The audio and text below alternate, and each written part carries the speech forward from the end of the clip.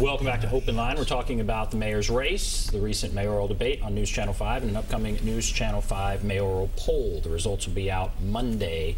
Berje Yacoubian is here. Pat Nolan, our political analyst. Berje Yacoubian with Yacoubian Research. You have the data. Again, you're weighting it right now. There are some themes, though, that are already emerging. Is that right? What are you seeing? Right, especially after watching the News Channel 5 debate, Ben. What occurred to me is that Megan Barry is basically running as a continuation candidate to the Bredesen, Purcell, Dean tradition. Keep Nashville growing, keep it optimistic, keep it fine. We are spending money, but we're recouping some of that from taxes. And going into debt through bonds is not the same as the county being in debt.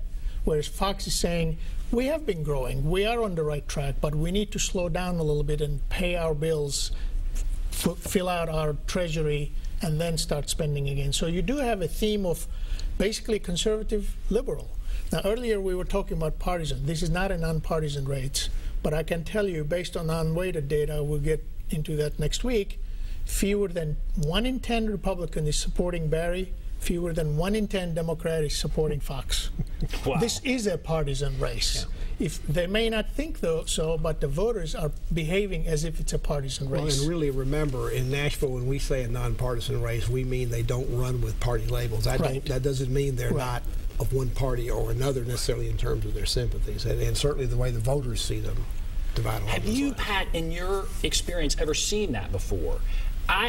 Our past races have not been defined by, oh, so-and-so is a Democrat and so-and-so is a Republican, so I'm going to vote along those lines. I mean, that number is fascinating to me that you're saying. Well, I think the reason that you haven't seen it in the past is because most of the candidates that have gotten into runoffs have basically either not been defined one way or the other in terms of party, or they've been more defined to be Democrats. Right. David Fox made a decision in his primary campaign that he was going to run as the most conservative candidate, which has been read by a number of people, I assume also voters now, that means he's a Republican. Now, because the vote was so split with 7 candidates, there was enough support for that to get him into one of the 2 runoff positions. The question is, can he now take that and build it up to be 50% plus 1 in the runoff? And that's, I think, the question. I will say this, both candidates have said, they don't agree about a lot these days, but both of them have said this election gives voters a clear choice, and obviously that's being reflected in what we're seeing back, that's how the voters are perceiving it too.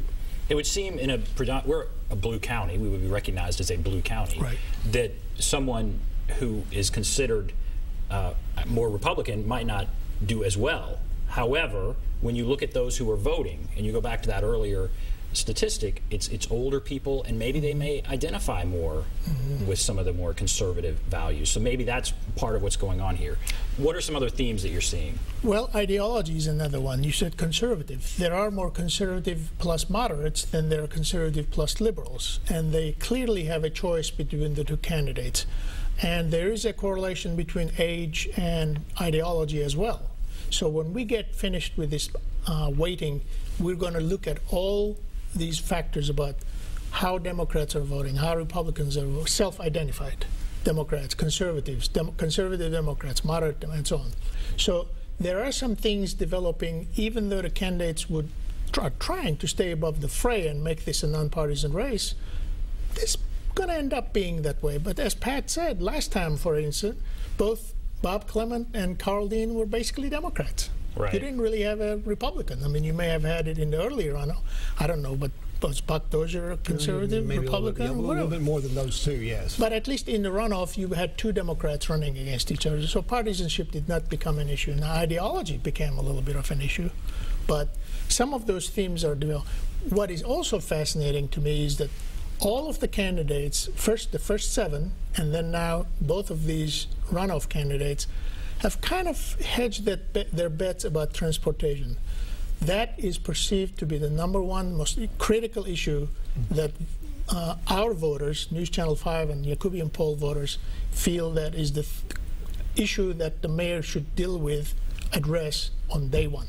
Transportation. Transportation, by roughly more than 2 to 1. So voters have a way of letting candidates know what their priorities are. Sometimes they don't want to hear it if there's a price tag attached to it. But voters are basically saying that you better pay attention to this issue because this is our #1 critical factor. More so than education, more so than housing, more so than crime. Okay, let's go back to the phones here. Let's go to Taylor. Hello, Taylor. Good evening, Ben, and good evening to your guests. Lots of good information. I thought the debate you folks sponsored was excellent. I'd just like to hit on 2 or 3 points. First of all, I didn't realize that the mayor had a co-mayor with him during these last 8 years, as was brought out in the debates, meaning Miss Berry right there with him on every decision. And another item is I find it rather interesting in this latest commercial that the fact that the other candidate has made some money as a hedge fund operator, yet immediately following that, the endorsement by our former governor and mayor, who's the richest one we've ever had in this city, when he took office. So it was an odd little thing there. And on the KIP financing, Ms. Berry talked much longer than the other candidate about that, and I found her hedging. She kind of agreed that that was not the way things ought to be, but then she hedged and just kept talking about other developments, and so I got the impression she may have agreed slightly on that, but went on to say that maybe a lot of it would continue. So okay, all right. Well, thank you for that call, and he picked up on the messaging.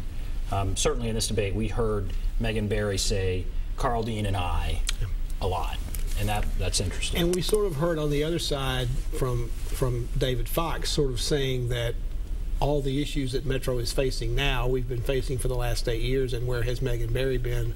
Why did she vote for a tax increase that Carl Dean proposed? Why did she vote for a water sewer rate that he proposed? Now, he didn't propose one in 8 years, but still he was criticizing her for voting for that tax increase and the water sewer rate. And then why didn't she do more about affordable housing?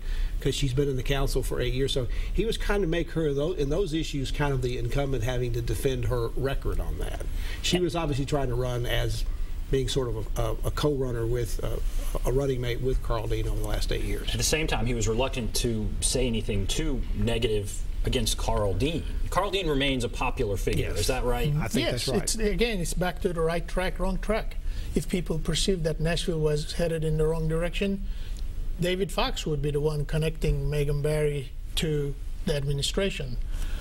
It'd be interesting to see whether the mayor would endorse Megan Berry. Has he already done it? No, he's not endorsed anybody. In fact, he's kind of stayed out of the race for the most part. I had him on my show a couple weeks ago, and he indicated he was watching the race very closely, wasn't going to rule out doing something, but didn't seem to be headed in that direction. And certainly at this point, it would be a very late development. It would be a very interesting development if he made one, but I don't think we'll see him get involved in this race. Well, in that vein also, if Megan Berry campaign perceived that the mayor was unpopular, she would not be connecting her decisions and her way of governing to his administration. Well, certainly all of the 7 candidates in the runoff, they all said nice things about the mayor. All right, let's go to Philip. Hello, Philip. Hey, 2 questions for Mr. Nolan. Okay. I've heard Miss Berry spewing off on radio stations all over Nashville about she's going to raise the minimum wage. Question number, but yet she refuses to say what she's going to raise it to. Is she going to turn Nashville into Seattle? I certainly hope not. But does the mayor have the power or not have the power in Nashville, Tennessee to raise the minimum wage? And if the answer is no, somebody really needs to speak up on that. Secondly, isn't the person endorsing her, Governor Bredesen, the same governor who tried to create a state income tax? No. Phil Bredesen has never been involved in an effort to do a state income tax. Governor McWhorter, during his administration, second administration, tried that at one point, but and Don Sunquist did it. And that's probably the most famous one in recent years. It was not Phil Bredesen. I stand corrected. As for the minimum wage issue, actually, I think the candidate who raised that the most frequently during the August election was Bill Freeman. He ran TV spots about how he was going to establish a, in fact, I actually think he used a number for that. As I understand the state law, there is no, first of all, there is no state minimum wage in Tennessee. The legislature would probably have to establish that, and I believe the current law in the state is it can't be any minimum wage a local government puts in can't be any higher than the federal minimum wage, which is $7.14.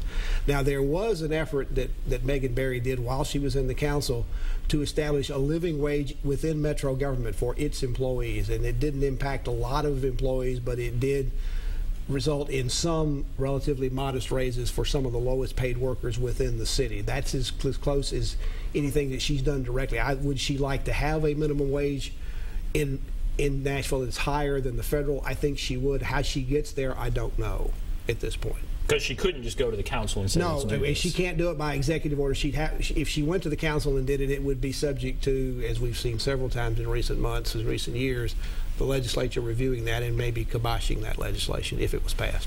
Okay. All right. Thank you, Philip. Again, one thing she could possibly do is to instruct all city contractors to meet the minimum wage requirement that the city defines, not the federal government defines. In other words, if the city of Nashville is giving a $10 million contract, it could require the contractor to meet a $10 or $15 or whatever it is minimum wage. Of course, that again, the council has to pass it. Independent of that, we have this charter amendment that was passed that requires at least 40% of local workers be used on large contracts above $100,000 by the city, and 10% be low income. That's already going to be either challenged in court or challenged in the legislature, and nobody's quite sure how that's going to turn out. That might be another messy area to throw another potential political hand grenade in. And that's another area where the two candidates are on opposite sides. Just total difference. I think she indicates that she thinks it's workable in some ways. They need to put some new rules and regulations in to make it work. David Fox thinks it's not workable and probably would like to see it repealed or redone. All right, we have to take a break. We'll come back. We'll finish. We'll come back, talk more. Be back right after this.